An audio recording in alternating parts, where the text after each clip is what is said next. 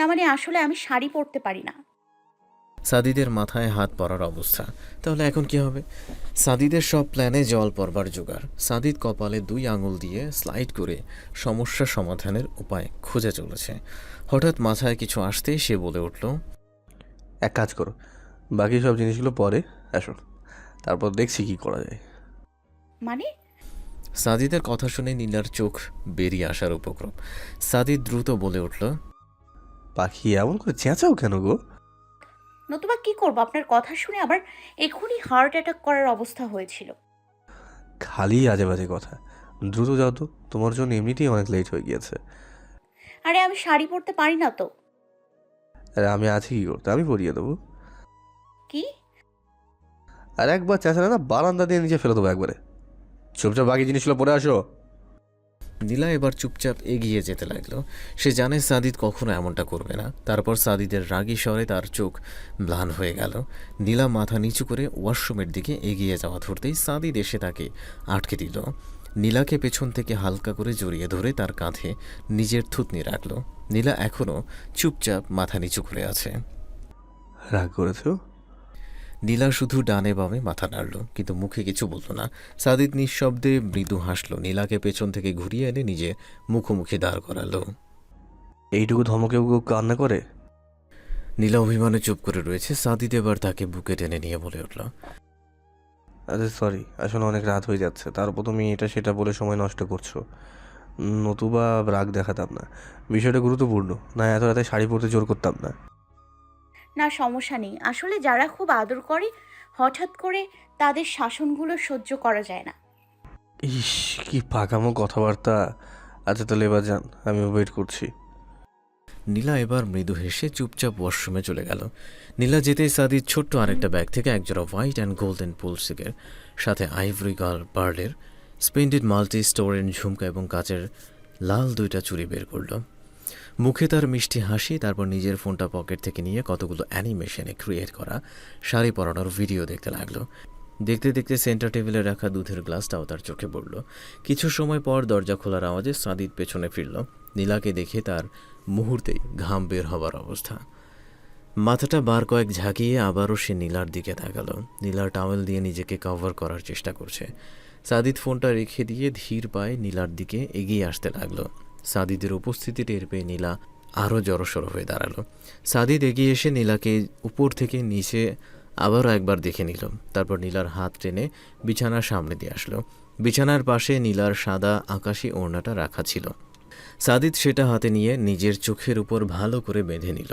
তারপর শাড়িটা হাতে নিয়ে নীলার শরীর থেকে তোয়ালেটা নিচে ফেলে দিল। সাদিদ চোখ বন্ধ করে রেখেই নীলাকে শাড়িটা পরাতে লাগলো। সাদিদের হাতের স্পর্শ নীলার শরীরে লাগছে, আর নীলা বারবার কেঁপে কেঁপে উঠছে। সাদিদ যে সেটা বুঝতে পারছে না এমনটা নয়, সেও নীলার কম্পন অনুভব করছে, কিন্তু হাতে যে আর কোনো রাস্তা নেই। নীলা এবার কাঁপা কাঁপা স্বরে বলল, আমাকে দিন, যতটা পারবো চেষ্টা করব। তুমি ভালো করে শাড়িটা গুজে নাও, আমি এটা ঠিকভাবে পারছি না।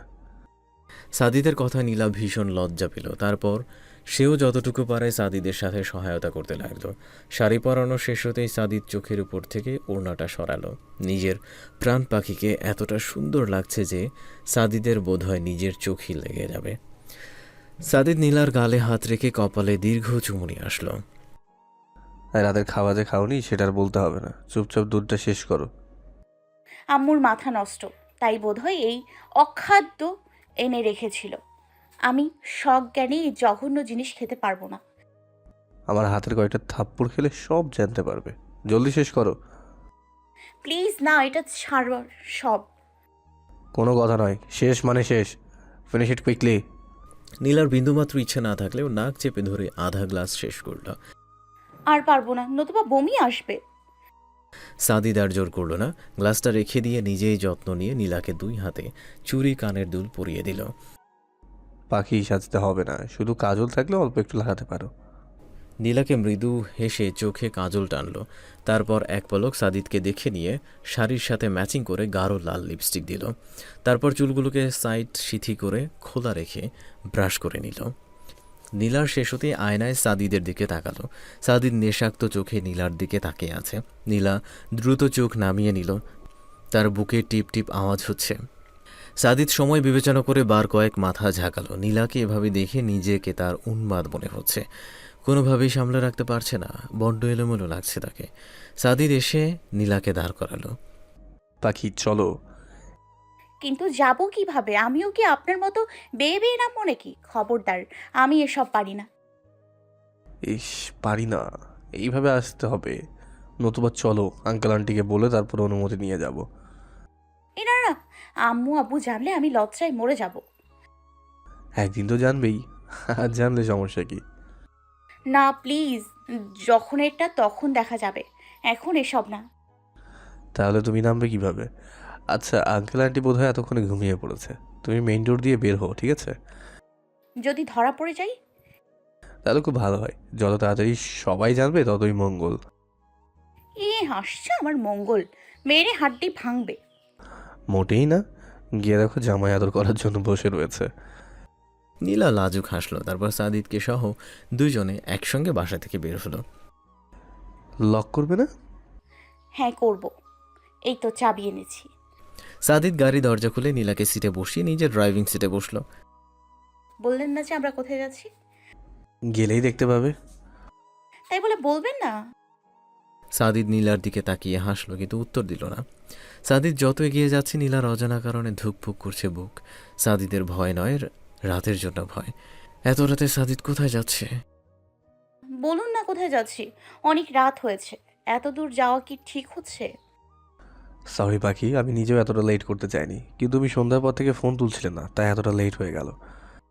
নীলাকে ভয় পেতে দেখে সাদিদ গাড়ির স্পিড আরও বাড়িয়ে দিল। রাতের পরিবেশে গাড়ির সংখ্যা কম, তাই ট্রাফিক প্রবলেম না হলে আর কোনো সমস্যা হবে না। প্রায় অনেকটা সময় ড্রাইভ করে সাদিদ আরকান বাজারে আসলো। নীলার কাছে জায়গাটা সম্পূর্ণ অপরিচিত, তাই সে এদিক ওদিক তাকিয়ে দেখছে। সাদিদ আরও খানিকটা এগিয়ে গিয়ে অটো রিক্সাটা দেখতে পেল। গাড়ি থামিয়ে সাদিদ নিচে নেমে নীলাকে হাত ধরে নিচে নামালো। শাড়ি পরে তার হাঁটতে ভীষণ কষ্ট হচ্ছে। সাদিদ নীলার হাতে ধরে তাকে এগিয়ে আসতে সাহায্য করেছে। ধীরে আসো, নতুবা শাড়ি পায়ে পরে লেগে যাবে। সাদিদ নীলাকে নিয়ে অটোরিকশাতে উঠল। নীলার অবাক লাগছে, সাদিদের হাবভাব তার কাছে সুবিধা ঠেকছে না। সাদিদ নীলার সন্দেহপ্রবণ দৃষ্টি দেখে মৃদু হাসল, তাকে এক হাতে জড়িয়ে নিয়ে বলল, মামা একটু দ্রুত চলেন। অটোরিকশাটা একটা গ্রাম অঞ্চল হয়ে এগিয়ে আসছে। কিছু সময় যাওয়ার পর নীলার ডাকে গোলাপের ঘ্রাণ এসে লাগতে লাগলো। মনে হচ্ছে সাদিদ তাকে কোনো গোলাপের রাজ্যে নিয়ে আসছে। গোলাপের ভীষণ কড়া ঘ্রাণ। নীলা উৎসাহে থামতে না পেরে বলে উঠল, এত ঘ্রাণ, আমরা এটা কোথায় আসলাম? সাদিদ নীলাকে আরও শক্ত করে জড়িয়ে নিয়ে এবার রহস্যের উদ্ঘাটন করতে লাগলো। এটা সাভারের বিরুলিয়া ইউনিয়নের সাদুল্লাপুর গ্রাম। এটাকে গোলাপ গ্রামও বলা হয়। আর রাতের অন্ধকারে বিধায় তোমার পাশের গোলাপের বাগানগুলো দেখতে পাচ্ছ না। সত্যি আমরা গোলাপ গ্রামে এসেছি? আমার তো বিশ্বাসই হচ্ছে না। ফোনে এই গ্রামের কত ছবি দেখেছি। তো নীলা এবার উৎসুক চোখে রাতের গোলাপ গ্রাম দেখতে ব্যস্ত হয়ে পড়ল। সাদিদ কিছু দূর আসার পর গাড়ির চালককে থামাতে বলল। চালককে নিয়ে একটু দূর এগিয়ে গিয়ে সাদিদ তাকে আচমকা পাজাগোলা করে নিল। আরে কি করছেন? নামান আমাকে, কেউ দেখবে। এখন রাত, এই মুহূর্তে এখানে লোকজন নেই বললেই চলে। কিছু বাগানে হয়তো কয়েকজন কর্মচারী থাকবে, কিন্তু আমাদেরকে এই অন্ধকারে দেখবে না। প্লিজ তারপরেও নামিয়ে দিন। চুপ, আর একটা কথাও না। নীলা এবার চুপসে গেল। সাদিদের ধমক খেলে অটোমেটিকলি তার হাওয়া টাইট হয়ে যায়। সে চুপচাপ সাদিদের গলা জড়িয়ে ধরল। সাদিদ মৃদু হেসে নীলাকে নিয়ে সামনে এগিয়ে গেল। নীলাকে বাগানের মাঝখানে এনে দাঁড় করিয়ে সাদিদ একটু পিছিয়ে গেল। আচমকা নীলার চারপাশে অসংখ্য ছোট ছোট লাল সবুজ মরিচ বাতি জ্বেলে উঠল। পুরোটা বাগান জুড়ে অসংখ্য মরিচ বাতি। নীলা এখন লাল সবুজ আলোয় সবটা ভালোভাবে দেখতে পারছে। নীলা ঘাড় ঘুরিয়ে আশেপাশে দেখছে। একটা গোলাপ বাগানের মাঝখানে অল্প একটু ফাঁকা জায়গায় সাদিদ তাকে দাঁড় করিয়েছে। নিচে মাটি দেখা যাচ্ছে না, কেননা সম্পূর্ণটা অসংখ্য লাল গোলাপের পাপড়ি দ্বারা আবৃত। আশেপাশে হাজারো ফুল, পায়ের নিচে ফুলের বন্যা, মাঝখানে লাল টুকটুকে শাড়িতে নীলা অপলক দৃষ্টিতে এই সৌন্দর্য অবলোকন করছে। মুখে দিয়ে তার কোনো কথা বের হচ্ছে না, পুরো বাকরুদ্ধ হয়ে পড়েছে। সাদিদের দিকে তাকাতেই সাদিদ মৃদু হাসল। এগিয়ে এসে নীলার গালে হাত রেখে কপালে চুমু দিল। নীলা আবেশে চোখ বন্ধ করে ফেলল। সাদিদ তার বন্ধ চোখেও চুমু খেল। তারপর নীলার বুকটা আজলা ভরে ধলে বলে উঠল, বহু বছর আগে কোনো এক কিশোরীকে দেখে এই বুকের স্পন্দন বেড়ে গিয়েছিল। সর্বপ্রথম নিজেকে কোনো মেয়ের প্রতি আসক্ত মনে হয়েছিল। সেই সময় নিজেকে আমার পুরোপুরি মাতাল মনে হয়েছিল। কিন্তু জানো, সেটা ছিল একটি পিচ্চি মেয়ে, বয়সেও পিচ্চি, কাজকর্মেও পিচ্চি। সে বান্ধবীদের হাত ধরে এখানে সেখানে দৌড়াদৌড়ি করত। তার শরীরে যৌবনের কোনো মাদকতা ছিল না, কিন্তু কিন্তু তারপরেও আমি তাতে মাদকাসক্ত হয়ে পড়েছিলাম। অনেক চেষ্টা করেছি এই নেশা থেকে নিজেকে ছাড়িয়ে নিতে, নিজেকে তার থেকে হাজার মাইল দূরে রেখেছি। সবটাই ছিল তার আসক্তি, পরিত্রাণ পাওয়ার আশঙ্কা, আকাঙ্ক্ষা। কিন্তু আমি পারিনি। সেই কৈশোরের পাগলামিতে ব্যস্ত মেয়েটি আমাকে পুরোপুরি এলোমেলো করে দিয়েছিল। লোকে বলে দূরত্ব নাকি সম্পর্কের টান কমে যায়। লং ডিস্টেন্স রিলেশনশিপে বিচ্ছেদ ঘটনাটা প্রায় অহরহ ঘটিত বিষয়। কিন্তু আমাদের মধ্যে কোনো রকমের নামধারী সম্পর্ক ছিল না, দুইজন দুইজনের কাছে অপরিচিত আগন্তুক। কিন্তু তারপরেও যেন দিন শেষে সেই মেয়েটি আমার সব থেকে কাছের। সম্পর্কবিহীন এত দূরে থেকেও তার প্রতি আমার আকর্ষণ বলো আর প্রীতিই বলো, কোনোটাই বিন্দুমাত্র কমেনি। বরং দিনকে দিন তার প্রতি আরও আসক্ত হয়েছে। এত সংস্পর্শে নিজেকে ঝরাতে পাগল হয়েছি। তাই এখন আর সম্পর্কের দূরত্বের সাথে ভালোবাসার টান এই কথাটাতে বিশ্বাস করি না। যদি ভালোবাসা অন্তরালের হয়, সেটা কেবল চক্রবৃদ্ধি হারেই বাড়তে থাকে। জায়গা, স্থান, কাল সেটাতে বিন্দুমাত্র পার্থক্য আনতে পারে না। আমি সেই অন্তরালের প্রেমিক, যে তার প্রাণ পাখিকে নিজের সর্বোচ্চটা দিয়ে কাছে পেতে চায়। তার প্রতি যদি আমার অনুরাগটা না সীমাহীন। এই সীমা যদি অন্তরাল অখ্যায়িত করে সঠিক নির্ধারণ করা যায়, তাহলে তার প্রতি আমার অন্তরালের অনুরাগ। নীলার কথা থেমে গেছে, চোখের পাতার নড়চড় খুবই ধীর। সে মুগ্ধ চোখে নিজের ভালোবাসার মানুষটাকে দেখছে। নীলা এতটা বছর এই মানুষটাকে উপরে উপরে কত ঘৃণা করে গেছে, অথচ সে তাকে কতটা চেয়েছে, দূরে থেকে একা একা কতটা সহ্য করেছে। নীলার চোখগুলোর ম্লান হয়ে পড়ল। মুহূর্তের মধ্যে গাল বেয়ে কয়েক ফোঁটা নোনা জল গড়িয়ে পড়ল। সাদিদ মৃদু হেসে যত্নে নীলার চোখের পানি মুছে দিল। নীলার কপালে নিজের কপাল ঠেকিয়ে বলে উঠল, ভালোবাসি, ভীষণ ভালোবাসি। নীলা এবার আর সহ্য করতে পারল না। সাদিদ তাকে আজকেই প্রথম এই ম্যাজিক্যাল ওয়ার্ডটা বলল, ভালোবাসি। এতটা মধুর কোনো শব্দ হতে পারে নীলা সত্যি জানেনি। খুশিতে নীলা ফুপিয়ে কেঁদে উঠল। সাদিদ বুঝতে পারছে নীলার কান্নার কারণটা, তারপরও সে মজা করতে করতে বলল, এটাকে বলে মেয়ে মানুষ। সুখে কাঁদবে আর দুঃখের সময় তো নিমন্ত্রণ ছাড়া কাঁদবে। আরে এক কথায় যে কোনো অজুহাতে তাদের কান্না করাটা যেন একদম জরুরি একটা কাজ। নীলা অশ্রুসিক্ত চোখে হেসে দিল। সাদিদকে জড়িয়ে ধরে তার বুকে মুখ গুজল। সাদিদ ও নীলাকে শক্ত করে বাহুবন্ধনে জড়িয়ে নিয়ে তার মাথায় চুমু দিল। বিধাতা নাকি জোড়ায় জোড়ায় নারী পুরুষ সৃষ্টি করেছে। তোমাকে দেখে আমার মনে হয় তুমি শুধু আমার জন্যই বিধাতার হাতে সৃষ্টি হয়েছ। তাই তো এত চেষ্টা করেও তোমার থেকে নিজেকে দূরে সরাতে পারিনি, বরং চুম্বকের ন্যায় বারবার আকর্ষণ করেছ। মধ্যকার দূরত্ব ছিল, কিন্তু ভালোবাসায় বিন্দুমাত্র দূরত্ব ছিল না। খুব ভালোবাসি, এতটা যা হয়তো বলে বোঝানো সম্ভব নয়। নীলা সাদিদের বুকে মুখ গুজে নিঃশব্দে সুখের অশ্রুজল ফেলেছে। আওয়াজ না হলেও সাদিদের বুঝতে বিন্দুমাত্র সমস্যা হলো না। সে নীলাকে স্বাভাবিক করতে প্রসঙ্গ পাল্টালো। আখি, আমাকে এই কথাটা বলবে না? আপনি এই শব্দটা শোনার জন্য এখনকার মতো বঞ্চিত। আপনি নিজের মনের কথা এতটা আয়োজন করে বলেছেন, তাহলে আমি কি এমনি এমনি বলে দিব নাকি? আরে ব্যাস, প্রাণ পাখি দেখি যথেষ্ট হিসাবে। যেটা ইচ্ছে বলুন, কিন্তু এত সহজে বলবো না। তাহলে মহারানী, আপনার মুখ থেকে এই ম্যাজিক্যাল ওয়ার্ডটা শুনতে আমাকে কতদিন পর্যন্ত অপেক্ষা করতে হবে? সেটা যে বলা মুশকিল। এই জীবন থাকতে শুনতে পারবো তো? নীলা ভয়ার্ত চোখে সাদিদের মুখ চেপে ধরল। মাথা ডানে বামে করে এমনটা বলতে না করছে। সাদিদ মৃদু হেসে নীলার হাতে চুমু খেয়ে তাকে নিজের বুকে আগলে নিল। বললেই সত্যি হয়ে যাবে নাকি? আচ্ছা, যা বলবো না, কিন্তু এক শর্তে। কি শর্ত? সাদিদ নীলার ছেড়ে একদম পিছিয়ে গেল। তার ঠোঁটে মুচকি হাসি। নীলা কেবল অবাক চোখে সাদিদকে দেখছে। সাদিদ এক হাঁটু গেড়ে নিচে বসে পকেট থেকে একটা রিং বক্স বাহির করল। নীলার সামনে আংটিটা এগিয়ে দিয়ে বলল, Will you marry me? নীলা এখনো অবাক চোখে সাদিদের দিকে তাকিয়ে রয়েছে। অতিরিক্ত শখে নীলা হিতাহিত জ্ঞান শূন্য হয়ে পড়েছে। একবার সাদিদের মুখের দিকে তাকাচ্ছে তো একবার সাদিদের হাতের আংটিটার দিকে তাকাচ্ছে। আংটিটা রাতের অন্ধকারে ঝিকমিক করছে। নীলাকে এমন এক দৃষ্টিতে তাকিয়ে থাকতে দেখে সাদিদ মৃদু হেসে বলে উঠল, পাখি, give me your answer. I'm eagerly waiting. সাদিদের কথায় নীলার চোখ জোড়া আবারও ম্লান হলো। অশ্রুসিক্ত চোখে নিজের বাম হাতটা সাদিদের দিকে এগিয়ে দিল। সাদিদ হাসি মুখে নীলার অনামিকা আঙুলে আংটিটা পরিয়ে দিল। নীলার গাল বেয়ে এবার চেপে রাখা অশ্রুকণাগুলো গড়িয়ে পড়ল।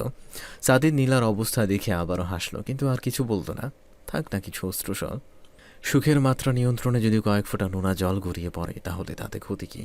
সাদিদ উঠে দাঁড়িয়ে নীলার বাম হাতটা নিজের হাতে নিল, তারপর রিং ফিঙ্গারটাতে শব্দ করে একটা চুমু দিল। সেল করে রাখলাম, খুব শীঘ্রই নিজের বউ আনতে হাজির হব। তোমার এই লজ্জাবতী লাজুকলতার টাইটেলটা সরানোর সময় খুব শীঘ্রই নিয়ে আসবো। তারপর দেখি তুমি কোথায় যাও। নীলা লাজুক হেসে সাদিদের বুকে কিল বসালো। অসভ্য একটা, এমন করলে বিয়ে ক্যান্সেল। আসছে আমার রানী এলিজাবেথ, সোজা উঠিয়ে নিয়ে যাব, তারপর একেবারে ছেলে মেয়ে নিয়ে সবার সামনে হাজির হব। ইস, চুপ করুন তো, আপনি এত ঠোঁট কাটা কেন? বারে, বিয়ে করবো অথচ বাচ্চার বাবা হব না, এইটা আবার কেমন বিয়ে? নীলার পক্ষে আর এসব লজ্জাজনক কথা শোনা সম্ভব নয়, তাই সাদিদকে ছাড়িয়ে পিছিয়ে যেতে চাইলে সাদিদ আবারও তাকে আটকে ধরল। পেছন থেকে জড়িয়ে ধরে সে নীলার কাঁধে ঠোঁট ছোঁয়াতে লাগলো। সাদিদের এমন স্পর্শে নীলা শাড়ি খামচে ধরল। সাদিদ নীলার উন্মুক্ত কাঁধে ঠোঁট স্পর্শ করে চুমু দিতে নীলা কেঁপে উঠে সরে যেতে চাইল, কিন্তু সাদিদ শাড়ির উপর দিয়ে পেট জড়িয়ে ধরে তাকে বুকের সাথে আরও মিশিয়ে নিয়ে নীলার গলায় চুমু দিতে লাগলো। সাদিদের স্পর্শে নীলার নিঃশ্বাস ক্রমশ ঘন হয়ে আসছে। সাদিদ তাকে চুমু খেতে খেতেই নেশাক্ত কণ্ঠে বলে উঠল, আমি আর অপেক্ষা করতে পারবো না বাকি। অপেক্ষার প্রহর বড্ড পীড়াদায়ক। আগামীকালকেই মা বাবার সাথে কথা বলবো। বাকি তোমাকে খুব দ্রুত নিজের করতে চাই। এতটা বছর কতটা যন্ত্রণায় ছিলাম তোমাকে বলে বোঝানো সম্ভব নয়। কিছু মুহূর্ত তোমার একান্ত সংস্পর্শ পেতে বড্ড ছটফট করেছি। সেই রাতগুলোর কথা আর কখনো স্মরণ করতে চায় না পাখি। এখন শুধু ভালোবাসতে চাই, খুব ভালোবাসায় তোমাকে নিজের সাথে মেরে ফেলতে চাই। তোমার সর্বাগ্রে নিজের ভালোবাসার বড় শেখে দিতে চাই। নীলা জোরে জোরে শ্বাস ফেলতে লাগলো। নীলা কাঁপা কাঁপা গলায় বলল, এবার আমাদের যেতে হবে। নিশ্চয়ই যাব। তার আগে আমার ভিতরটা একটু শীতল করতে দাও। সে কবে থেকে ভিতরটা পুড়ছে, আজকে যে সহ্য সীমার বাইরে চলে যাচ্ছে। একটু ভালোবাসতে দাও, নতুবা দম আটকে মারা যাব। সাদিদের নেশালো কণ্ঠে এমন কথা শুনে নীলা এবার কাঁপতে লাগলো। নীলার শরীরের মৃদু কম্পন সাদিদকে আরও বিস্ময়িত করে তুলছে। সে নীলাকে দ্রুত ঘুরিয়ে নিজের মুখোমুখি দাঁড় করালো। সাদিদের চোখে ক্রমশ ঘুর কেটে যাচ্ছে। সে নীলাকে বুকে চেপে ধরে তার চোখ বন্ধ করে আঁকড়ে ধরল। নীলার মেরুদণ্ড বেশ শীতল একটা বাতাস বয়ে গেল। নীলা সাদিদের কাঁধের পেছনে হাত রেখে কাঁপা স্বরে অনুরোধ করল, প্লিজ এবার ছাড়ুন। সম্ভব নয় পাখি, সম্ভব নয়। আরও ভালোবাসতে চাই, আরও অনেক বেশি। অনেক রাত হচ্ছে, আমাদের ফিরতে হবে। এত নির্দয় কেন তুমি? ভালোবাসি তো। আজকে একটু উষ্ণতা না পেলে বোধহয় দম আটকেই যাবে একদম।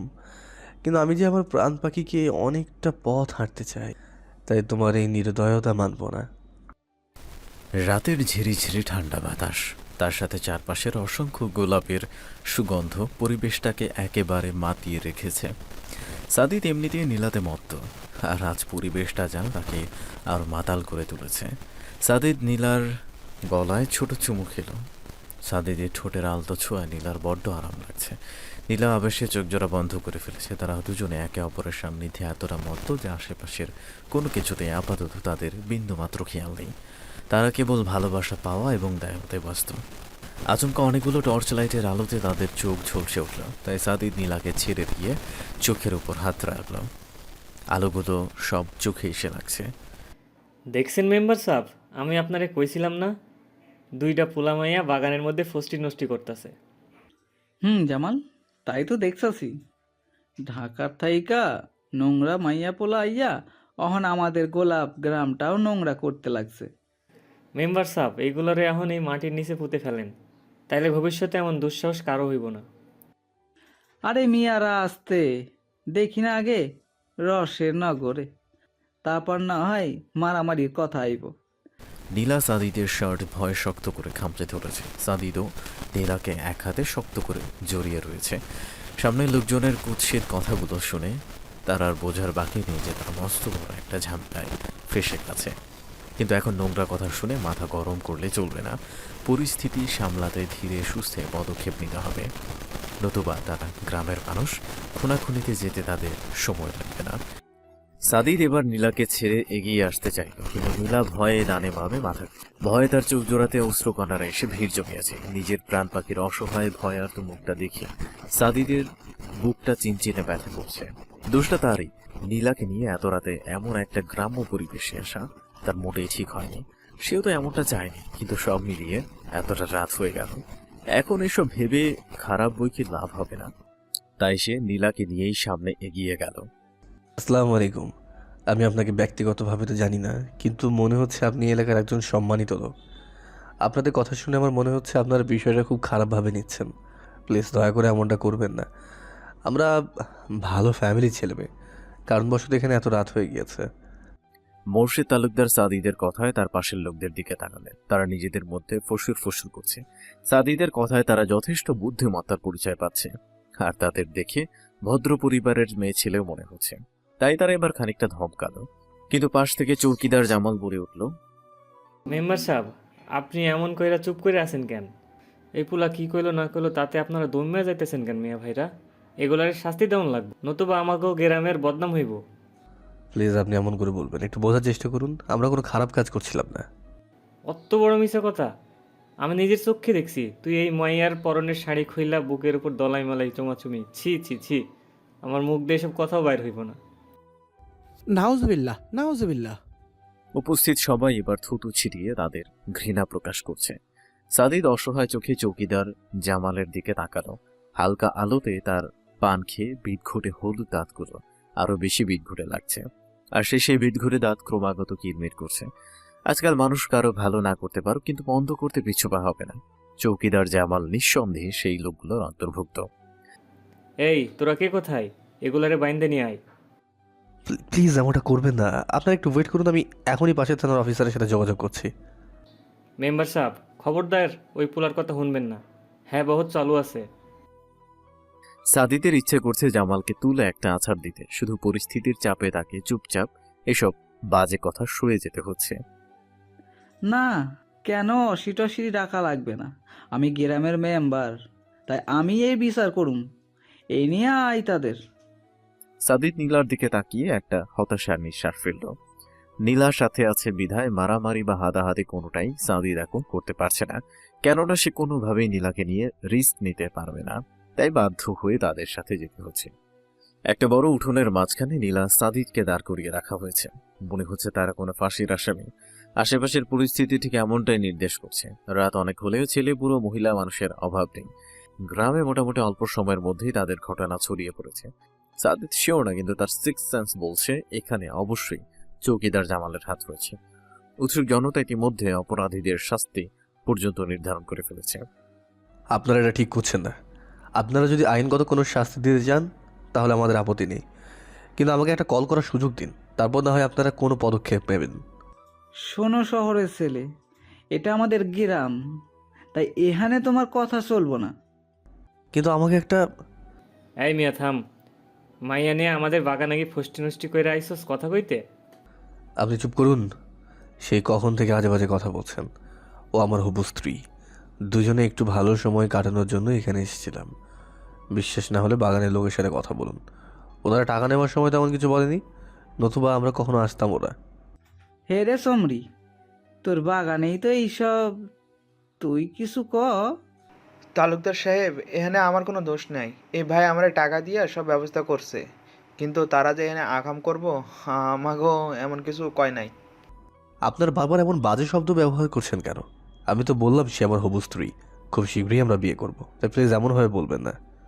সাদিদের কথা শুনে এবার মোর্শেদ তালুকদার কপালে আঙুল ঘষে কিছু চিন্তা করতে লাগলে মিনিট খানেক বড় গম্ভীর স্বরে বলে উঠলেন, তা তোমরা সত্যিই বিবাহ বন্ধনে আবদ্ধ হইতে চাইতেছো? জি ইনশাল্লাহ, খুব শীঘ্রই।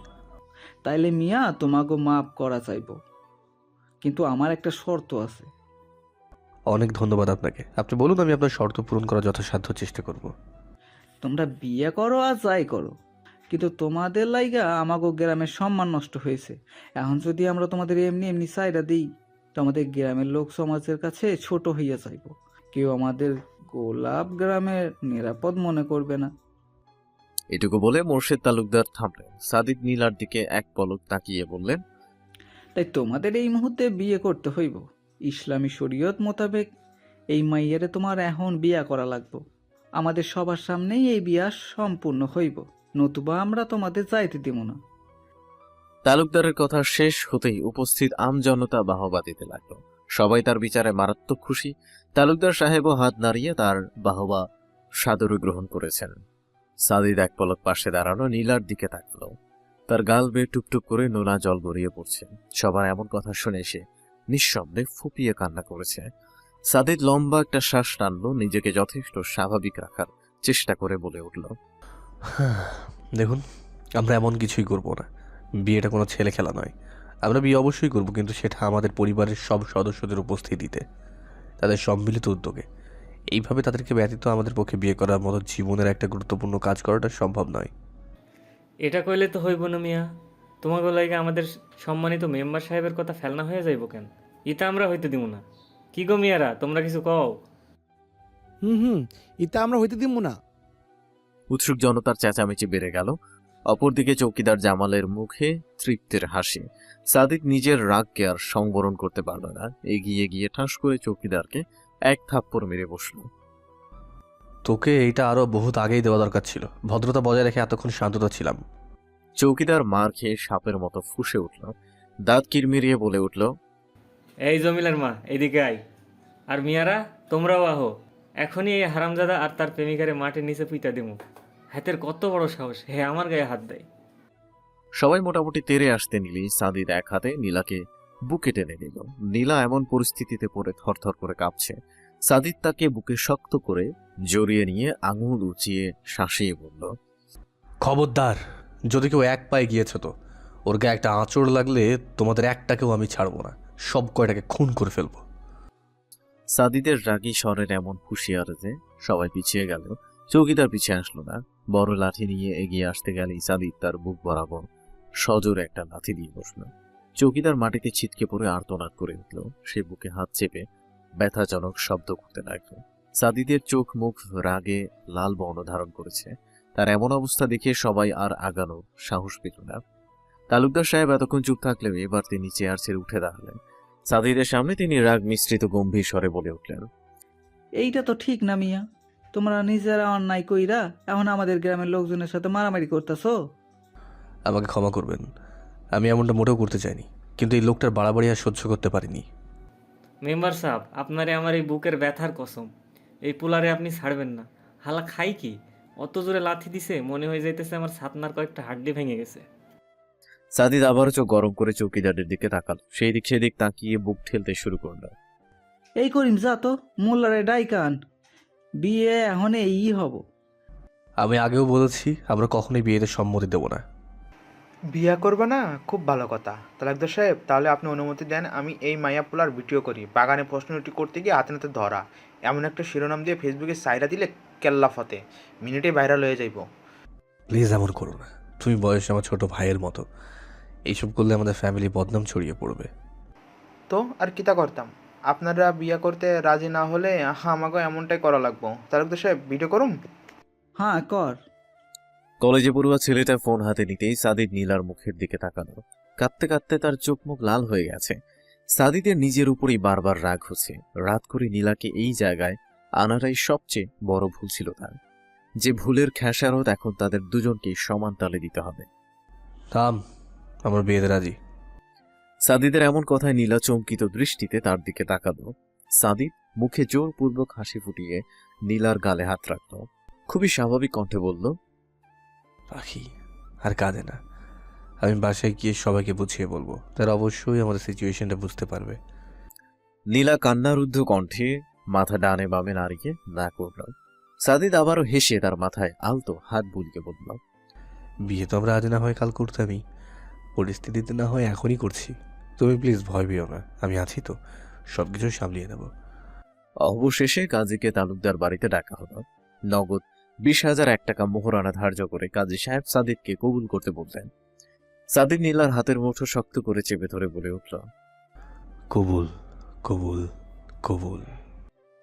কাজী সাহেব এবার নীলার দিকে তাকিয়ে বললেন, মা, এবার তোমার পালা, বলো কবুল।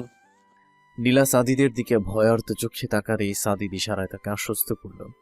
নীলাও বুঝতে পারছে এই মুহূর্তে বিয়ে ছাড়া আর এখান থেকে তাদের মুক্তি পাবার আর কোনো রাস্তা নেই। চোখ বন্ধ করে কান্না মিশ্রিত কণ্ঠে সে বলে উঠল, কবুল, কবুল, কবুল। বিয়ে সম্পূর্ণ হতেই কাজী সাহেব সহ বেশ কয়েকজন বলে উঠল। আলহামদুলিল্লাহ। নীলা সবার সামনে এবার সাদিদের বুকে মুখ গুজে কান্না শুরু করে দিল। সাদিদ নিজেও এই পরিস্থিতির শিকার, তাই নীলার বর্তমান পরিস্থিতি বুঝতে তার একটুও অসুবিধা হচ্ছে না। সে আলতো হাতে নীলার মাথায় হাত বোলাতে লাগলো। এখানের ঝামেলা তো মিটমাট হলো, এখন শুধু দুই পরিবারের বাকি সদস্যদের সবটা বুঝাতে পারলেই হলো। সাদিদ এক দৃষ্টিতে সামনে তাকিয়ে ড্রাইভ করছে। ঘড়ির কাঁটা একদিকে আনুমানিক 1টার উপরে। নিঃশব্দে এতক্ষণ গাড়ি গন্তব্যের দিকে এগিয়ে চলেছে। কারো মুখ দিয়ে কোনো শব্দ উচ্চারণ হচ্ছে না। বিয়ের মতো এমন একটা খুশির বিষয়ও দুজনের কেউই খুশি হতে পারছে না। বিষণ্ণতায় দুইজনের মন সহ পরিবেশটাও ছেয়ে গেছে। সাদিতি নীরবতা ভেঙে ডেকে উঠল, পাখি। নীলা উত্তর দিল না, চোখ বন্ধ করে সিটে হেলান দিয়ে থাকলো। সাদিত একটা ছোট্ট নিঃশ্বাস ফেলে ড্রাইভিং এ মনোনিবেশ করল। কি সুন্দরভাবে রাতটা শুরু হয়েছিল, অথচ শেষ হলো এতটা কুৎসিত ভাবে। যেখানে আজ তারা জীবনের সুখী দিনগুলোর স্বপ্ন সাজাত, ভবিষ্যতের আনন্দঘন মুহূর্তগুলো ভেবে পুলকিত হতো, সেখানে আজ দুজনে বিষণ্ণ হতাশ মনে বসে রয়েছে। হাসির বদলে মুখে এসে ভিড় জমিয়েছে অবাধ্য অশ্রুকণা। সাদিদ নীলাকে নিয়ে পদ্মলয় থেকে সামান্য একটু দূরে এসে গাড়ি থামালো। গাড়ি থামাতে নীলা চোখ খুলে তাকাল, কিন্তু সামনে পদ্মলয়ার এরিয়া দেখে সে অবাক দৃষ্টিতে সাদিদের দিকে তাকালো। আমি এই মুহূর্তে আর কোনো হট্টগোল চাচ্ছি না। সকালে ঠান্ডা মাথায় সবাইকে সব কিছু জানাবো, কিন্তু এখন তোমাকে কেউ এরকম বেশভূষায় দেখলে অন্য কিছু ভাবতে পারে, তাই এখানে গিয়ে নিয়ে আসলাম। তুমি একটু বসো, আমি 5 মিনিটের মধ্যে বাসা থেকে ফিরে আসছি। নীলা হ্যাঁ বা না কিছুই বলতো না। সাদিদও আর কথা না বাড়িয়ে গাড়ি থেকে নেমে বাসার ভেতর চলে গেল। কিছু সময় পর সাদিদ হাতে একটা শপিং ব্যাগ নিয়ে গাড়িতে উঠে বসলো। পাখি, শাড়িটা চেঞ্জ করে এটা পরে নাও। কি এটা? তোমার জন্য কিনেছিলাম, সিম্পল একটা রেডিমেড স্যুট। তুমি পিছনে গিয়ে চেঞ্জ করে নাও, আমি ততক্ষণ বাইরে দাঁড়াচ্ছি। সাদিদ নীলার উত্তর না শুনেই বাহিরে চলে গেল। নীলাও চুপচাপ সাদিদের দেয়া ড্রেসটা নিয়ে পেছনে বসল। প্রায় অনেকক্ষণ পরে নীলা জানালার কাজটা অল্প একটু নামিয়ে ভেতর থেকে আওয়াজ দিল, এই যে শুনছেন? হ্যাঁ বলো পাখি, তোমার হয়েছে? না, একটু সমস্যা হচ্ছে। কি, আমাকে বলো। আসলে না, মানে আসলে আরে এত ইতস্তত বোধ করছো কেন? কি সমস্যা, বলে ফেলো।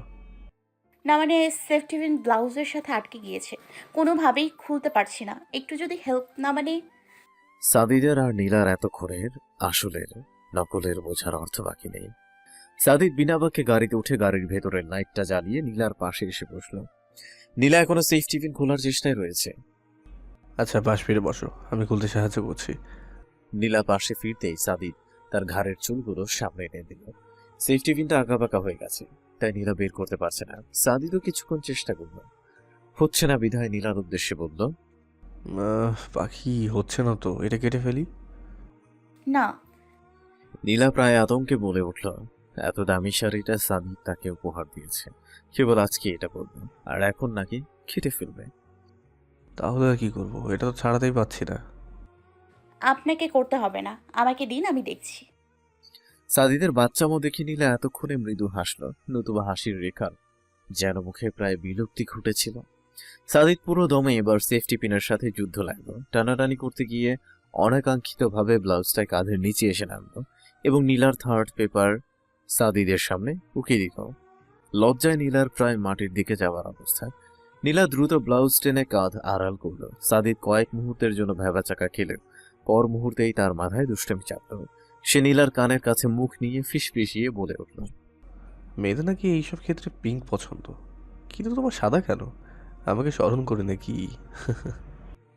নীলা লাজুক হেসে কোনোই দিয়ে সাদিদকে মৃদু ধাক্কা দিল।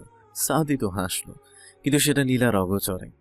নীলা কাঁধে আঙুল বোলাতে বোলাতে সে আবার দুষ্টুমি স্বরে বলে উঠল।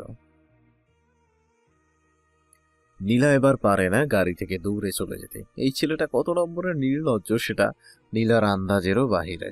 নীলা নিচু স্বরে বলল, অসভ্য লোক।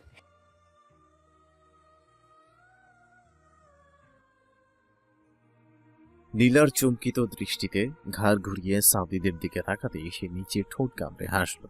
নীলার একেবারে কাছাকাছি মুখ নিয়ে এসে বলল,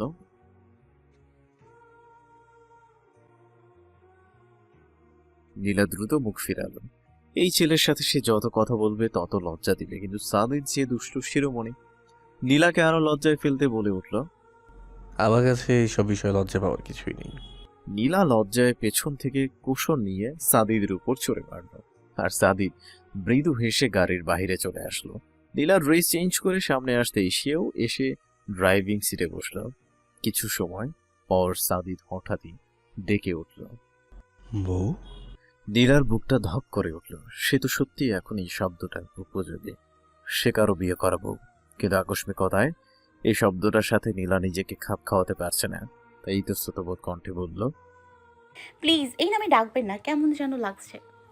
কেমন লাগছে আবার? বউকে বউ বলে ডাকবো না? না, ডাকার দরকার নেই। তাহলে পাখি বউ রাখবো?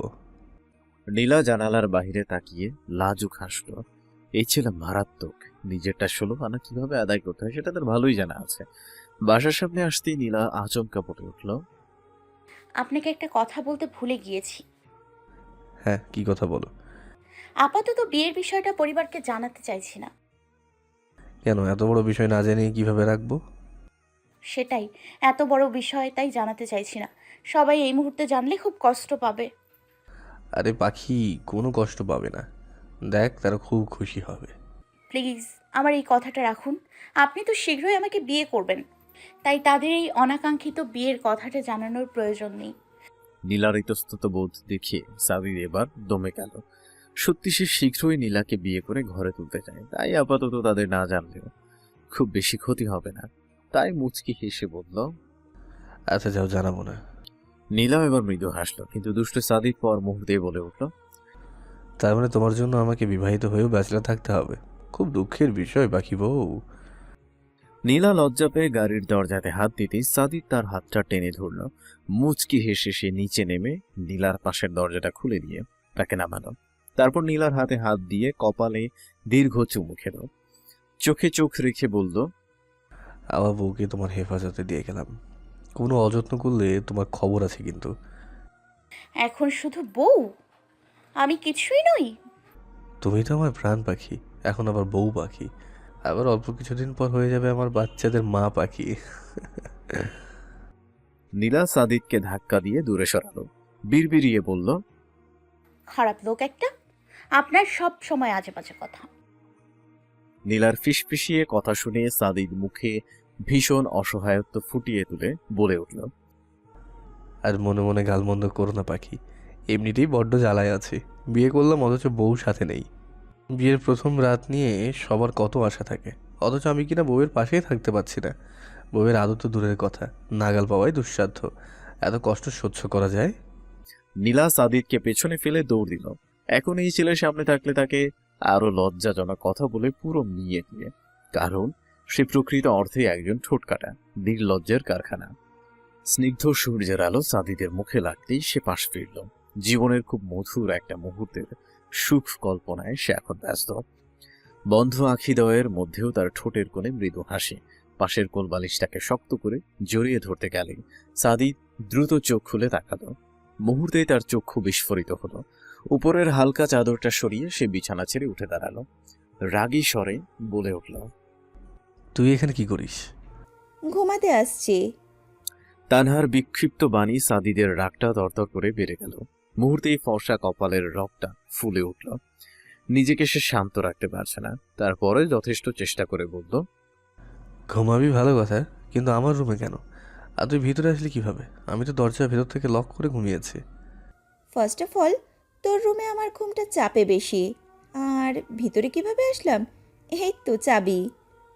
বলেই তানহা হাতের মুঠোতে চাবিটা উপরে ঢিল মেরে কাজ করল। মুখে তার দুষ্ট হাসি, যেন সে খুব ভালো একটা কাজ করেছে। তুই এতটা নির্লজ্জ কিভাবে হতে পারিস রে? আমি ঘুমিয়েছিলাম, এমন অবস্থায় লক খুলে ভেতরে এসে আমারই বিছানায় আমার পাশে শুয়ে থাকতে তোর বিবেকে একটু বাঁধলো না? সাদিদের মুখে রাগের পাশাপাশি ঘৃণার আভাস। প্রিয়তির মুখটা এবার মলিন হলো। সে দ্রুত বিছানা থেকে নেমে দৌড়ে এসে সাদিদের বুকে ঝাপটে পড়ল। বিষয়টা এতটাই দ্রুত ঘটেছে যে সাদিদ আজ পর্যন্ত করতে পারেনি। সেবার ঝাটকা মেরে তানহাকে দৌড়ে সরালো, চোখ গরম করে আঙুল উঁচিয়ে শাসালো। খবরদার তানহা, তোকে আমি আগেও সাবধান করেছি, একদম আমার গা ঘাসার চেষ্টা করবি না, নতুবা তোর কুকীর্তির কথা সবাইকে জানাতে আমি বাধ্য হব। কেন কেন সাদি, বল আমাকে, এত কেন প্রীতিস না তোর? আমার মধ্যে কিসের অভাব? কতটা বছর ধরে তোর পিছনে পড়ে রয়েছি, অথচ তুই একবারও ফিরে তাকাস না। কেন রে, কি কমতি আছে আমার মধ্যে? তোর জন্য নিজেকে কোনো দিক দিয়ে কম রাখিনি, তারপরও কেন আমাদের মধ্যে এই দূরত্ব? সাদিদের এবার খারাপ লাগছে। সাদিদ তো জানেই মেয়েটা তাকে কতটা পছন্দ করে, তার জন্য কত ভয়ঙ্কর কাজও করে ফেলতে পারে। কিন্তু সাদিদও যে নিরুপায়। ভালোবাসা যদি জোর করে আদায় করা যেত তাহলে এই জিনিসটার মূল্য এতটা হতো না। সাদিদ ছোট্ট একটা শ্বাস টেনে এক কদম এগিয়ে গেল, নরম স্বরে বলল, দেখ তানহা, আমি তোকে আগেও বলেছি, তোকে আমি বোন আর ফ্রেন্ড ব্যতীত অন্য কিছু আগেও ভাবিনি, আর এখনও ভাবছি না। প্লিজ আমার পিছনে পড়ে না থেকে ফুপির পছন্দ করা ছেলেকে বিয়ে করে ফেল। আমি শুনেছি ছেলেটা তোর জন্য পাগল। কিন্তু আমি তো নই, আমি যে তোর জন্য পাগল। প্লিজ সাদি, একটু চেষ্টা কর, একটু ভালোবাস। কথা দিচ্ছি তোর জীবনটা সুখে ভরিয়ে দেব। তানহা, আবার তোর পাগলামি শুরু। প্লিজ এমন করে বলিস না, নিজের কাছেই শুনতে খারাপ লাগে। তানহা এবার এগিয়ে এসে সাদিদের গালে 2 হাত দিয়ে চেপে ধরল। সাদিদ পিছিয়ে গিয়ে শরীরে নিতে আবারও এসে তানহা তাকে জাপড়ে ধরল। সে অস্থির হয়ে বলতে লাগলো, প্লিজ এমন করিস না, আমি তোকে ভালোবাসি আর তোর জন্য সব কিছু করতে পারবো। প্লিজ আমাকে নিজের থেকে দূরে সরিয়ে দিস না। তানহা ছাড় বলছি, আমি কিন্তু রাগে কিছু একটা করে বসবো। প্লিজ কর, একবার কাছে টেনে নে, দেখবি এত সুখ আর কোথাও পাবি না। তানহা এবার পাগলামি করে টপসের বোতাম খোলা শুরু করতে সাদিদ তাকে ধাক্কা দিয়ে দূরে সরালো। কিন্তু তানহা তাতে থেমে থাকলো না, টপসটা একটানে খুলে ফেলল। সাদিদ দ্রুত চোখ বন্ধ করে পেছনে ফিরে রুম থেকে বেরিয়ে যেতে ধরতেই তানহা এসে বাধা দিল। সাদিদকে পেছন থেকে শক্ত করে জড়িয়ে ধরল। তানহা, আমি তোকে খুন করবো, লজ্জাহীন মেয়ে, ছাড় আমাকে। তোকে এই অবস্থা দেখে আমার গা ঘোরাচ্ছে। এখনই ঠিক হয়ে যাবি, দেখবি তুই এরপর সুখে পাগল হয়ে যাবি। তানহা সাদিদের পরনে টি শার্ট খোলার চেষ্টা করতে সাদিদের রাগটা সহ্যের বাইরে চলে গেল। তানহাকে ছাড়িয়ে তার মুখোমুখি দাঁড়িয়ে গালে সজোরে একটা থাপ্পড় বসাল। বোন হিসেবে আজ পর্যন্ত তোর এইসব সহ্য করছিলাম, কিন্তু তুই তো, এতদিন তোকে শুধু ভালোবাসতাম না, আজ থেকে তার সাথে আরেকটা জিনিস যোগ হলো। আমি তোকে ঘৃণা করি তানহা, তোর মন মানসিকতায় আমি একদম ঘৃণা করি, বুঝেছিস তুই? সাদিদ দরজাটা ধরাম করে খুলে রুম থেকে বেরিয়ে গেল। রাগ এখন তার 7 আসমানে। এই রাগ দ্রুত কমাতে না পারলে তার মাথা ফেটে যাবে। অপরদিকে তানহা গালে হাত দিয়ে অশ্রুসিক্ত চোখে সাদিদের গমন পথের দিকে তাকিয়ে রয়েছে। সে বোধহয় এতটা ভালো এই জীবনে আর কাউকে বাসেনি, কিন্তু ভালোবেসে লাভ হলো না। শুধুমাত্র প্রাপ্য হিসেবে পেয়েছে সীমাহীন কষ্ট। কষ্টের গণ্ডি এখনো পূর্ণ হয়নি, তাই তো সাদিদ আজও তার ভালোবাসা পায়ের নিচে পিষে চলে যাচ্ছে। রাতে দেরি করে ঘুমিয়েছে বিদায় নীলাও এখন বিছানায় পড়ে পড়ে ঘুমাচ্ছে। নার্গিস খাতুন ইতিমধ্যে বেশ কয়েকবার উঠে তাকে নাস্তা করতে বলে গেছেন, কিন্তু নীলা হুম করতে করতে এত বেলা করে ফেলেছে। ফোনের তীক্ষ্ণ আওয়াজে নীলা চোখ বন্ধ রেখেই হাতড়ে বিছানার পাশ থেকে ফোনটা নিল। কোনো মতে রিসিভ করে কানে ধরতেই ওপাশ থেকে সাদিদের গম্ভীর কণ্ঠ শোনা গেল, এখনই নিচে আসো। নীলাকে কিছু বলার সুযোগ না দিয়েই সাদিদ কথাটা বলে উঠল। নীলা পিটপিট করে চোখ খুলল। এত সকালে এমন একটা কথার অর্থ নীলার ঠিক বোধগম্য হচ্ছে না, তাই ঘুম জড়ানো কণ্ঠে বলল, জি। I said get down at the moment, otherwise I'm coming upstairs. ফোনের অপর পাশে সাদিদের এমন রাগী কণ্ঠস্বর শুনে নীলা কেঁপে উঠল। কোনো মতে বলে উঠল, আসছি। নীলা এলোমেলো অবস্থায় শরীরে ভালো করে চাদর পেঁচিয়ে রুম থেকে বের হলো। নার্গিস খাতুন তাকে দেখেই বলল, বসো, নাস্তা দিচ্ছি। সব তো ঠান্ডা হয়ে গেল। না মা, এখন না, একটু নিচে যাব। নিচে কি কাজ? না মানে আসলে একটু হাঁটাহাঁটি করব। সেটা তো ভালো কথা, কিন্তু এত বেলায় কি মর্নিং ওয়াকে বের হয়? সমস্যা নেই মা, আমি যাচ্ছি। নীলা নার্গিস খাতুনকে আর কিছু বলার সুযোগ না দিয়েই বাসা থেকে বের হয়ে গেল। গেট পেরিয়ে এদিক ওদিক তাকিয়ে সাদিদকে খুঁজতে লাগলো। রাস্তার ওপাশে সাদিদের গাড়িটা দাঁড়ানো দেখে নীলা সেদিকে এগিয়ে গেল। সাদিদ সিটে হেলান দিয়ে চোখ বন্ধ করে রয়েছে, গায়ে রাতের পাতলা টি শার্ট আর 3/4। চুল এলোমেলো হয়ে কপালে পড়ে রয়েছে। নীলা এক পলক সাদিদকে দেখে জানালায় টোকা দিল। সাদিদ নীলার উপস্থিতি টের পেয়ে চোখ বন্ধ রেখেই বলল, গাড়িতে ওঠো। সাদিদের এমন থমথমে গলায় নীলার শ্বাস আটকে যাওয়ার অবস্থা, কিন্তু ভয়ে কিছু বলতেও পারছে না। সাদিদ যে ভীষণ রেগে আছে সেটা নীলার বুঝতে আর বাকি নেই, কিন্তু রাগটা কিসের এইটাই সে বুঝে উঠতে পারছে না। নীলা আর কিছু চিন্তা না করে দরজা খুলে গাড়িতে বসলো। নীলা বসতেই সাদিদ গাড়ি স্টার্ট করলো। নিঃশব্দে ড্রাইভ করে কিছুটা দূর একটু নিরিবিলি জায়গায় এসে সে গাড়ি ব্রেক করলো। বিনা বাক্য ব্যয় করে নিচে নেমে নীলার পাশে গিয়ে দরজাটা খুলল। গম্ভীর কণ্ঠেই বলল, আসো। নীলার নিজেকে বাধ্য পুতুল মনে হচ্ছে যে তার মালিকের কথায় উঠে বসে। সাদিদি নীলাকে স্থির বসে থাকতে দেখে হাত ধরে নিচে নামানো, পেছনের দরজাটা খুলে দিয়ে নীলাকে বসিয়ে দিল। নীলা সাহস করে কিছু জিজ্ঞাসা করবে ভেবেছিল, কিন্তু তার আগেই সাদিদ ভয়ঙ্কর একটা কাজ করে বসলো। সে সোজা গিয়ে নীলার কোলে মাথা রাখলো। সে বেশ লম্বা বিধায় পা গুটিয়ে রাখতে হচ্ছে। নীলা এই মুহূর্তে পুরোপুরি অনুভূতিহীন হয়ে গেছে। শরীর অসাড় হয়ে পাথরের রূপ নিয়েছে। নীরবতা ভেঙে সাদিদি বলল, মাথা ব্যথা করছে, চুলগুলো টেনে দাও। প্লিজ এখান থেকে মাথা সরান।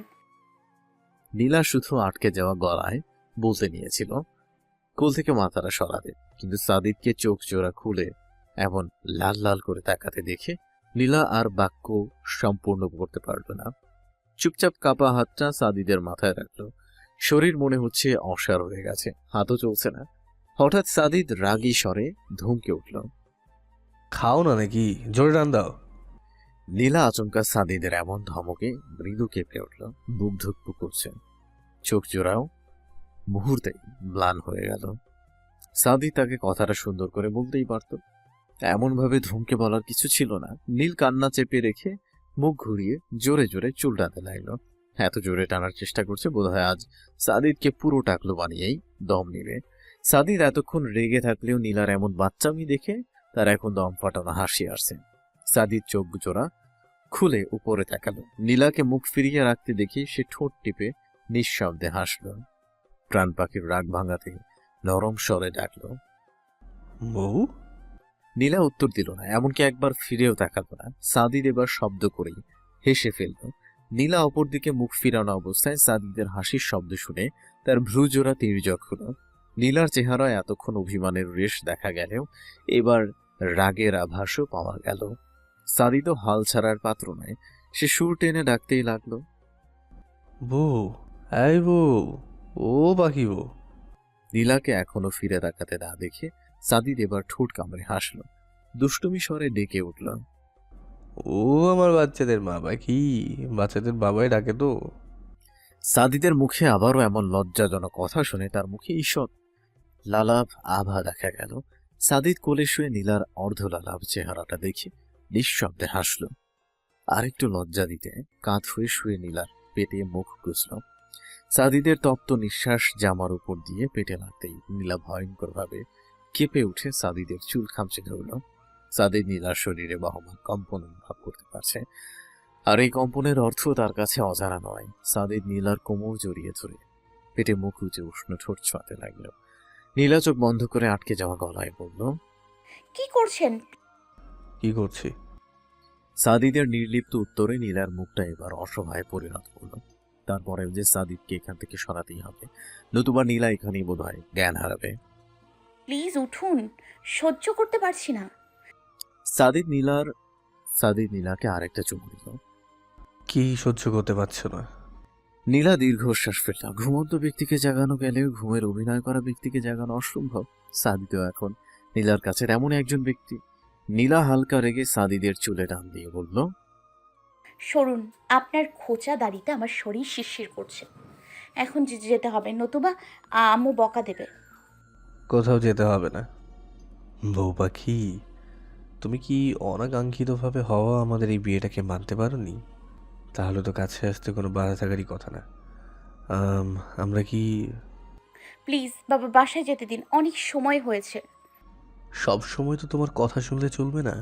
তুমি বলেছ আপাতত পরিবারের কাউকে জানাতে পারবো না, তাই আমিও তোমার কথায় রাজি হয়েছি। কিন্তু বউ হয়েও আমার থেকে কেমন দূরত্ব বজায় রাখবে, এইটা তো হতে দেওয়া যায় না, তাই না? না না, আমি সেটা মানতে পারবো না। মধুচন্দ্রিমা। বিয়ে হলো অথচ বাসর হলো না, এখন আবার মধুচন্দ্রিমাও কি বাদ যাবে নাকি? আমি অতটা দয়ালু নই, আমি আমাদের মধুচন্দ্রিমা চাই। এটাতেও যদি তোমার আপত্তি থাকে তাহলে আমি ফ্যামিলিকে জানাতে বাধ্য হব। তারা অন্ততপক্ষে বিয়ের পরও স্বামী স্ত্রীকে আলাদা রেখে পাপ করতে চাইবে না। কিন্তু যে করেই হোক, তোমাকে আমার তো চাইই চাই। আর এই দূরত্ব সহ্য তো হবার মতো নয়। এতটা বছর খুব জ্বালিয়েছ, আর তোমাকে জ্বালাতে দিতে পারবো না। এখন আমার সময়, তাই তোমাকে খুব করে জ্বালাবো। চার জোড়া চোখ সাদিদ নীলার দিকে চমকিত দৃষ্টিতে তাকিয়ে রয়েছে। সাদিদের মুখ নিঃসৃত বাক্যগুলো তাদের কাছে নিতান্তই গল্প কথা মনে হচ্ছে, নতুবা এমনটাও কি সম্ভব? আর ধৈর্য না রাখতে পেরে তানভীর প্রায় ধমকে উঠল। একটা লাথি মারবো এমন ফাইজলামি করলে। আচ্ছা মারিস, but I am telling the truth. Sadid এতটুকু বলে থামলো। মাথা নিচু করে বসে থাকা নীলার পাশে গিয়ে দাঁড়ালো, এক হাতে তাকে আলতো করে জড়িয়ে ধরে বলল, উই আর হাজব্যান্ড ওয়াইফ। সাদি, তুই সত্যি মজা করছিস না? এমন বিষয় নিয়ে মজা করবো কেন? আমি এতক্ষণ তোদের সব সত্যি কথাই বলেছি। যেভাবেই হোক না কেন বা যে পরিস্থিতিতেই, ধর্মমতে নীলাঞ্জনা এখন আমার ওয়াইফ। পৃথিবীর কোনো কিছু এই পবিত্র সত্যকে মিথ্যা করতে পারবে না। এতক্ষণে বোধহয় উপস্থিত সবাই বিষয়টাকে আসলেই সত্য ভেবে নিচ্ছে, নতুবা হুট করে কেউ এসে বলবে সে আমার বিয়ে করা বউ, এমনটা কে বিশ্বাস করবে? এখন একে অপরের মুখ চাওয়াচাওয়ি করছে। এতক্ষণ পরিস্থিতি গম্ভীর থাকার কারণে সব পল্টন এসে এক তো সাদিদ নীলার উপর ঝাঁপিয়ে পড়ল। সাদিদ নীলাকে প্রায় আলু ভর্তা বানাতে বানাতে তারা উঠে পড়ে লেগেছে। সাদিদ কোনোভাবে নীলাকে এর মধ্যে থেকে বের করার চেষ্টা করতে লাগলো। এই, তোর আমার বউকে মেরে ফেলবি নাকি? ছাড় বলছি, ওর কষ্ট হচ্ছে। সাদিদের নিচু স্বরে ধমকে সবাই এবার একটু দৌড়ল, কিন্তু আলাদাভাবে নীলা সাদিদকে বিয়ের শুভেচ্ছা জানাতে লাগলো। তানভীর কোলাকুলি করতে এসে ফিসফিসিয়ে বলল, খালি বিয়ে নাকি সব কাজই শেষ করে তারপর জানাতে এসেছিস? সাদিদ ঠোঁট কামড়ে হাসল। সে ভালোই বুঝতে পারছে তানভীর কোন দিকে ইন্ডিকেট করছে। সাদিদ তার পিঠে জোরে একটা চাপড় মেরে বলল, আমি কি তোদের মতো নাকি? বিয়েটা অনাকাঙ্ক্ষিতভাবে হয়েছিল, বিধায় জানাতে পারিনি, তাই বলে এতটাও ফাস্টে যাচ্ছি না। মিয়া, তুমি আর কথাই কইও না। তোমার আমি হারে হারে চিনবার পারি। হয়তো ঠিকঠাক সুবিধা করতে পারো নাই, নতুবা তৃতীয় ব্যক্তি নিয়েই তুমি হাজিরা দিতা। সাদিদ তার কথা শুনে হাসতে হাসতে তানভীরের পেটে মৃদু খুশি দিল। তানভীরও দুষ্টু হাসছে। পাশ থেকে নীলা, শান্ত আর প্রিয়তি সন্দেহপ্রবণ দৃষ্টিতে তাদের দিকে তাকিয়ে রয়েছে। অর্ণব পাশে দাঁড়িয়ে ঠোঁট টিপে হাসছে। প্রিয়ন্তি তার দিকে এগিয়ে গিয়ে বলে উঠল, বাবু, তারাই ভেবে হাসছে কেন? তানভীর হাসি ভুলে এবার তেতে উঠল। রাগে গজগজ করতে করতে বলল, এই মেয়ে, এই হ্যাঁ কি ফিডার খায় না বাবুদের মতো প্যাম্পার্স পরে? আরে বাবুটা কস কেন? ছি, কি বিচ্ছিরি! তোমার মুখের ভাষা এমন জঘন্য কেন? তোর মুখের এই জঘন্য শব্দগুলো শুনলে আমার ভাষা এমনিতেই জঘন্যের আস্তানা খুঁজে বেড়ায়। দেখছো বাবু ও কি বলে? তোর পেঁচার মতো মুখে। চুপ, আর একটা কথাও নয়। এখানে তোদের একটা দরকারি কাজে ডেকেছি, না ঝগড়ার জন্য? কোনটা? সব দোষ এই বাবু নামকরণের মহিলার। তানভীর চুপ করতে এবার, নতুবা আমি চলে গেলাম। আচ্ছা আর রাগিস না, বল কি কথা। সাদিদ নীলার দিকে তাকালো।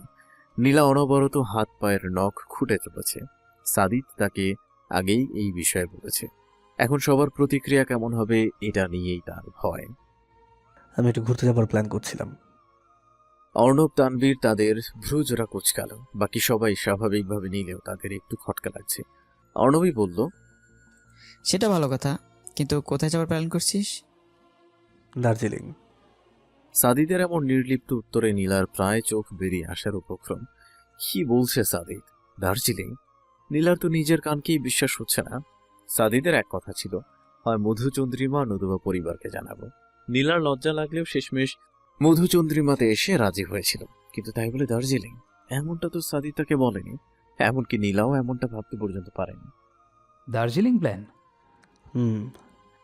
তানভীর আর অর্ণব এবার হাসছে। তাদের আর বোঝার বাকি নেই বিষয়টা প্রকৃত অর্থে কি। তাদের এমন দুষ্ট হাসি দেখে সাদিদও মাথা চুলকে হাসছে। তার বন্ধুগুলো বড্ড বাজে। যাবেই ভালো কথা, কিন্তু কবে যেতে চাস? যত দ্রুত সম্ভব, কিন্তু আমরা একা নয়, তোদের সবাইকেও কিন্তু আমাদের সঙ্গে যেতে হবে। সবকটা একসঙ্গে চিল্লিয়ে উঠল। সাদিদ কানে হাত চেপে ধরে বিরক্তি মাখার কণ্ঠে বলল, আরে আস্তে, কানে পর্দা ফাটিয়ে দিবি তো। সবাই মিলে এমন চেঁচাচ্ছিস কেন? না চেঁচিয়ে কি করব? তুই শালা হানি।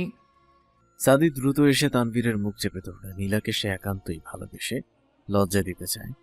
লজ্জায় রাঙিয়ে তার লালাভ বর্ণের সৌন্দর্য মাখা মুখটা দেখতে। সাদিদের চোখ জোড়া সবসময় ক্লান্ত হয়ে বসে থাকে, কিন্তু তাই বলে সে সবার সামনে এভাবে লজ্জা পাক এমনটা সাদিদ চায় না।